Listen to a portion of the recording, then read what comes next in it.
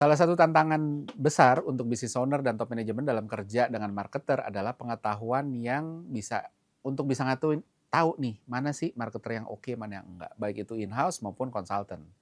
Apalagi kalau business owner yang nggak punya pengalaman di marketing buat apa ya, dalam dalam banyak situasi itu justru jadi challenge. "Aduh, saya nggak ngerti marketing, saya butuh konsultan atau saya butuh orang in-house marketing," gitu ya, tapi saya nggak ngerti gimana mengetahuinya. Good news-nya nggak harus untuk ngerti marketing untuk tahu marketer mana yang oke, mana yang enggak. Nah, apa aja itu? Mari kita bahas hari ini. Halo, saya Ignatius Untung, selamat datang di Marketing.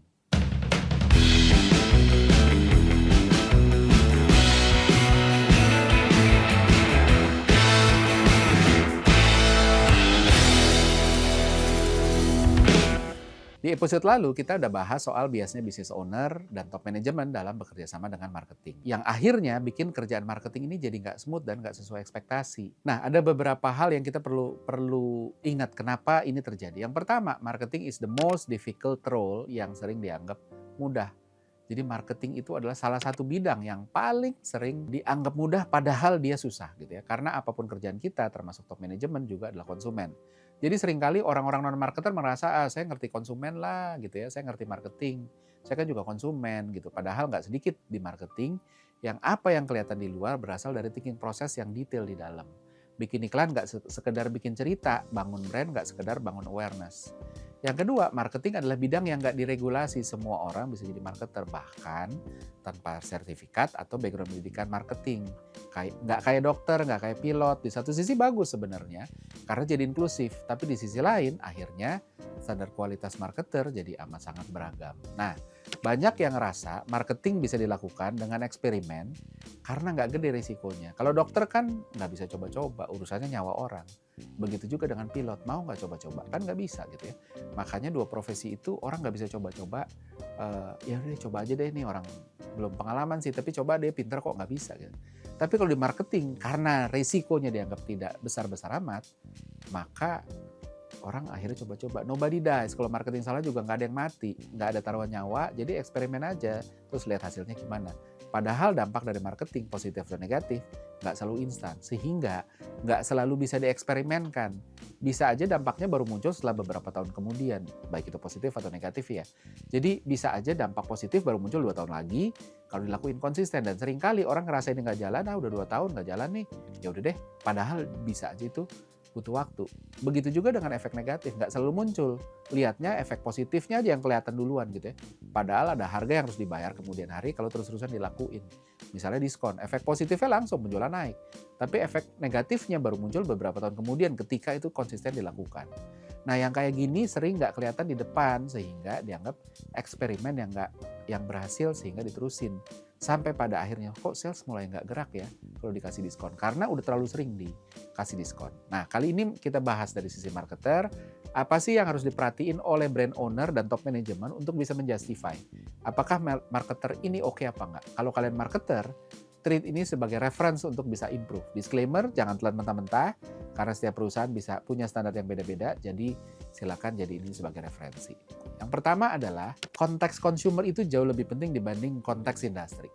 Ini berlaku untuk in-house team dan juga consultant. Jadi di berbagai lowongan pekerja marketing, selalu ada syarat pengalaman sekian tahun di industri yang sama. Tujuannya kan sebenarnya supaya nggak usah ngajarin lagi dan bisa langsung lari. Dan bener aja, pengetahuan industri itu penting. Karena tiap industri itu punya karakter yang unik, yang kalau belum pengalaman, ya perlu belajar lagi. Nah, tempo hari saya pernah ngomongin soal CLM di sebuah marketing community. Lalu, CLM itu Customer Lifecycle Management anyway. Lalu, sebagian besar orang nggak ngerti di community itu. Padahal itu orang-orang yang high caliber lah, yang jam terbangnya udah tinggi. Kok nggak ngerti ya? Terus mereka tertarik untuk tahu lebih dalam. Ayo dong, boleh dong, share dong. Nah, saya pun juga tadinya nggak tahu gitu ya, kenapa mereka nggak ngerti, padahal nih perusahaan gede-gede gitu ya. Setelah ngobrol, barulah ketahuan, oh ternyata yang nggak ngerti nih kebanyakan misalnya adalah orang-orang dari FMCG. Dan wajar banget karena Customer Lifecycle Management adalah tentang loyalty. Sementara di sebagian besar industri FMCG tidak mengenal loyalty. Coba deh kalau jualan wafer, jualannya kan di sales channel yang nggak bisa dikontrol sama perusahaan, Indomaret, Alfamart. Taunya yang beli adalah si tole, balik lagi, loyaltinya kejaga, kan kita nggak tahu. Gitu ya. Jadi itu karakternya FMCG. Tapi kalau di tech company, nggak tahu CLM, wah bahaya, bisa fatal banget. gitu. Nah, itu salah satu karakter bahwa ada industri ini karakternya seperti itu, makanya butuh pengetahuan itu gitu ya. Nah, jadi konteks itu penting, tapi saya tetap tidak buy in di idea bahwa hanya orang yang pernah kerja di FMCG yang bisa kerja di FMCG. Hanya orang yang kerja di tech yang yang pernah di tech yang bisa kerja di tech dan lain sebagainya. Kenapa? Karena yang harus dipegang adalah konteks konsumen ketimbang industri. Ada industri yang berbeda, tapi konteks konsumennya sama. Bukan sekedar konsumennya sama, tapi bisa konteks purchase journey konsumennya sama. Misal, automotive purchase, journey-nya agak mirip sama gadget. High involvement, butuh pertimbangan, review penting, loyalty nggak terlalu jadi fokus ya. Karena cycle-nya panjang, peran distributor penting. Sama kayak FMCG dan fashion juga punya kemiripan di beberapa hal, walaupun juga ada bedanya. Samanya apa? Brand bukan segala-galanya, karena produknya tangible, visibility produk penting sekali, distribusi penting sekali. Walaupun bedanya fashion lebih high involvement dibanding FMCG. Nah, punya tim marketing yang pengalamannya cuma di industri yang sama juga punya kekurangan. Dia nggak punya referensi yang luas. Kemungkinan besar referensinya hanya dari industri yang sama, sehingga punya tendensi untuk jalanin strategi yang itu lagi. Justru industri beda kasih referensi untuk bisa lebih beragam. Kalau saya pilih, punya pengalaman industri tersebut, tapi juga punya pengalaman industri lain. Punya pengalaman di industri yang consumer konteksnya sama. Intinya marketer, baik in-house maupun konsultan atau agency, pengalaman di industri yang sama amat sangat valuable. Tapi nggak punya, yang nggak punya pengalaman di industri itu, selama punya konteks pengambilan keputusan konsumen yang sama, maka masih bisa. Jadi konteks consumernya lebih penting dibanding konteks industrinya. Sebaliknya, hire marketer baik in-house maupun konsultan yang nggak punya konteks ini, jadi punya resiko tersendiri. Yang kedua adalah konteks kuadran. Ini juga penting. Saya menyebutnya konteks kuadran ya. Jadi kuadrannya ada apa aja sih? Ada kuadran marketing profesional, ada kuadrannya business owner, ada kuadrannya konsultan, ada kuadrannya trainer. Masing-masing kuadran ini punya keunggulannya masing-masing. Contoh, marketing profesional. Ini adalah orang yang pernah kerja sebagai marketer di perusahaan yang mengelola brand. Orang marketingnya brand. Sering disebut in-house marketing. Keunggulannya dia tahu konteks kerjaan dengan utuh. Tahu gimana execute strategi, bisa running marketing campaign dengan business metric yang real. Bukan cuma vanity metrics yang begitu-gitu ya, mudah-mudahan ya. Kekurangannya seringkali bias karena terkungkung sama posisinya sebagai pegawai. Jadi dia bisa jadi business sense-nya nggak begitu kuat karena ya saya mah terima gaji aja, mau nih make money atau enggak ya udah, walaupun dia berusaha gitu, tapi akan beda sense-nya sama misalnya ketika dia business owner. Kreativitasnya bisa jadi kurang karena udah overwhelmed sama yang kita tahu. Karena capek target atau enggak ya balik lagi tadi tetap gajian. Nah yang kedua kuadrannya trainer ini adalah orang-orang yang punya pengalaman ngajar marketing. Kekuatannya biasanya mereka kuat di teori, framework, punya dasar teori kenapa sesuatu di marketing terjadi, bisa kasih penjelasan tentang berbagai fenomena marketing. Kelemahannya, kalau dia tidak pernah di kuadran lain, maka biasanya eksekusinya lemah. Bahkan nggak teruji kemampuan eksekusinya. Saya nggak bilang teori itu nggak penting, tapi karena marketing nggak lepas dari manusia, dan manusia itu dinamis, maka seringkali teori itu juga butuh ditweak-tweak lagi dalam konteks-konteks tertentu. Nah, kuadran yang ketiga adalah konsultan. Ini adalah orang-orang yang punya pengalaman jadi advisor, kerja di agency, atau sekedar jadi konsultan. Kekuatannya mereka cenderung kreatif karena dituntut untuk itu, dan konsultan biasanya bebas bias karena nggak tenggelam di overwhelm-nya product knowledge. Mereka pengalaman pegang berbagai macam industri dan produk kategori, jadi referensinya banyak. Tapi kelemahannya kalau nggak pernah kerja di client side, maka seringkali kehilangan konteks bisnis ya. Idenya bagus, tapi nggak applicable ke konteksnya, atau kalaupun applicable, maka nggak bisa lihat big picture-nya. Bahwa marketing itu cuma sebagian kecil dari bisnis.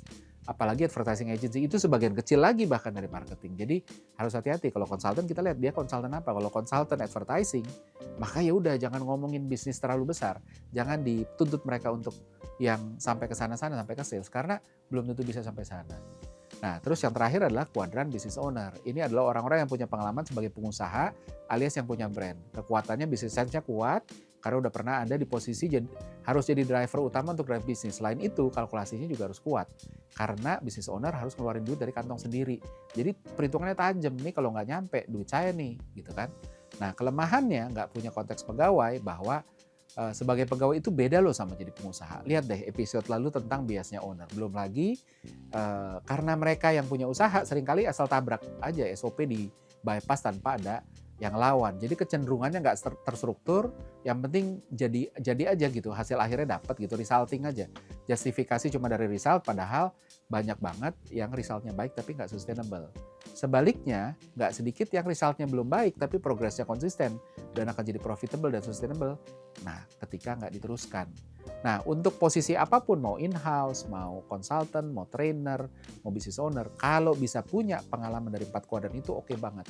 Atau sebanyak-banyaknya yang dipunyai. Jadi, simpelnya kalau Bapak Ibu mau cari entah consultant, entah agency, entah advisor, entah pegawai, sebisa mungkin cari yang pernah di 4-4 itu. Jadi, referensinya lebih luas, dia tahu kelebihan kekurangannya.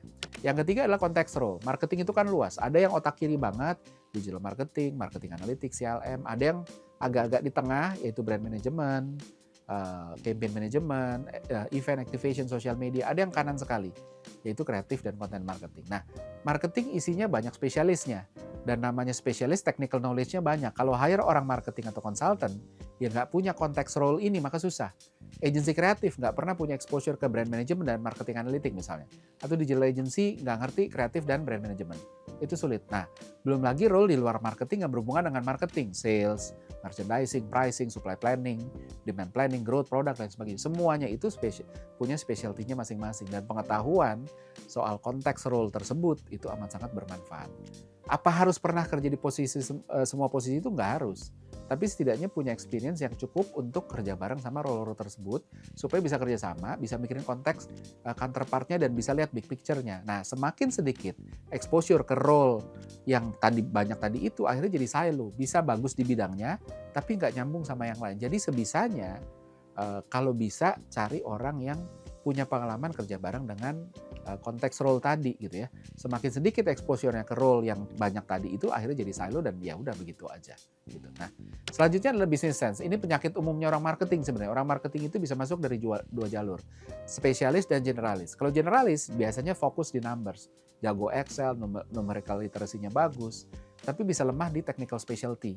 Nggak tahu gimana running digital ads, nggak ngerti branding framework, nggak kreatif juga gitu ya. Kalau jalur spesialis itu kuat di technical gitu, bisa ngerti how to run digital ads, jago bikin positioning, jago cari ide kreatif sampai eksekusi, jago bikin event activation. Tapi seringkali jebakannya adalah lemah di numbers. Business sense-nya nggak kuat, numericalnya juga, karena udah terlalu kelelep sama technical knowledge spesifik bidangnya dia. Sehingga terlalu fokus sama technical dan lupa pada akhirnya ini adalah tentang drive business. Jadi nggak punya business sense yang terasa. Nah, mereka ada juga yang terjebak di vanity metrics, ngomongin impression, view, reach, engagement, frekuensi, TARPs, GRP, dan lain sebagainya gitu. Tapi nggak punya acumen yang pas untuk gimana ini bisa contribute to sales gitu ya. Dan ambil apapun yang diperlakukan untuk diperbaiki, itunya mereka nggak punya.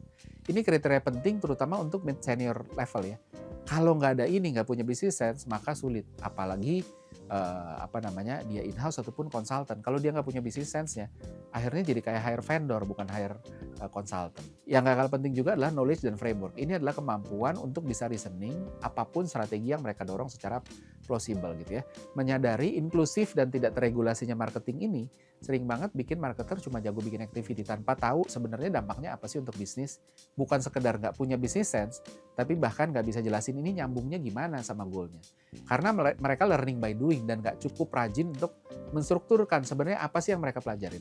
Jadi fokusnya ke activity, ngelakuin sesuatu simply karena biasanya gitu. Padahal setiap activity perlu dipikirin gimana sih runutannya ke goal yang mau kita capai gitu ya. Sesimpel nanya gimana sih bangun brand, jawabannya yang muncul biasanya normatif. Ngerti konsumen, bikin positioning, amplifikasi, building good relationship sama konsumen, which normatif banget. Begitu juga dengan kalau ditanya kenapa sih brand baiknya konsisten, logo, warna, semua baiknya konsisten. Simply karena kalau nggak konsisten orang nggak bisa ingat, biasanya jawabnya begitu. Tapi dia nggak bisa elaborate. Nah, marketing yang nggak punya knowledge dan framework untuk menurunkan apa yang mereka lakuin ke goalnya bisa dibilang sebenarnya belum matang. Belum benar-benar ngerti marketing, jadi begitu konteksnya berubah dia bingung. Karena yang dia tahu cuma apalan dan kebiasaan. Begitu konteksnya berubah, yang tadinya jalan jadi nggak jalan. Jadi penting banget punya orang marketing baik in-house maupun konsultan yang punya ini. Tanpa ini capek harus dijagain terus. Nah, so apa yang perlu dimiliki sama marketing jagoan? Yang pertama tadi konteks konsumen harus ngerti, nggak harus dari industri yang sama, tapi konsumennya purchase journey-nya mirip atau sama. gitu. Consumer behavior-nya sama. Jadi walaupun industrinya nggak sama, ini bisa diaplikasiin sebenarnya. Yang kedua adalah konteks role. Role-nya apa dia? Dia ngerti nggak? Dia pernah bekerja sama nggak dengan marketing spesialis lain di sana? Kan role-nya banyak. Dia pernah punya experience nggak kerja bareng sama role-role yang related sama marketing, sales, merchandising, dan sebagainya. Begitu juga dengan konteks kuadran, pengalaman sebisa mungkin dia pernah jadi pegawai, pernah jadi konsultan, pernah jadi trainer, pernah jadi business owner. Atau kalau nggak empat-empatnya, ya sebanyak-banyaknya lah gitu ya. Nah, terus juga business sense, pemahaman dan orientasi komersial, bukan cuma vanity metrics. Dan yang nggak kalah penting, terakhir adalah knowledge and framework. Kemampuan untuk bisa elaborate gitu, marketing impact secara runut. Ketika ngelakuin ini dampaknya apa sih? Jadi bukan cuma hafalan. Makin banyak perspektif ini, makin kecil risikonya. Sehingga kalau punya ini semua, harusnya orang marketingnya bisa ngelakuin sesuatu yang diharapkan sama top management. Oke, seperti biasa ada kuis pertanyaan sebagai berikut.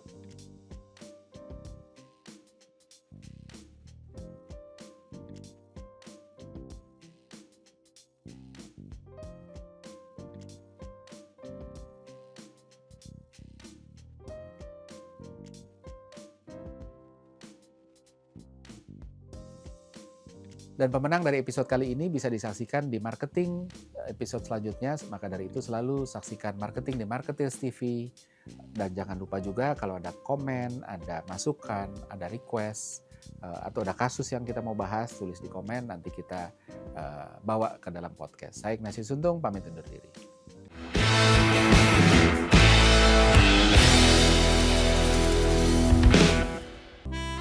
Gimana, bahasannya menarik bukan? Anyway, kalau ada yang punya ide atau request tentang apapun topik yang pingin dibahas dari perspektif behavioral science for marketing, komen di kolom komentar, nanti kita akan bahas. Dan jangan lupa subscribe Marketers TV dan nyalain loncengnya supaya nggak ketinggalan insight menarik seputar marketing dan bisnis.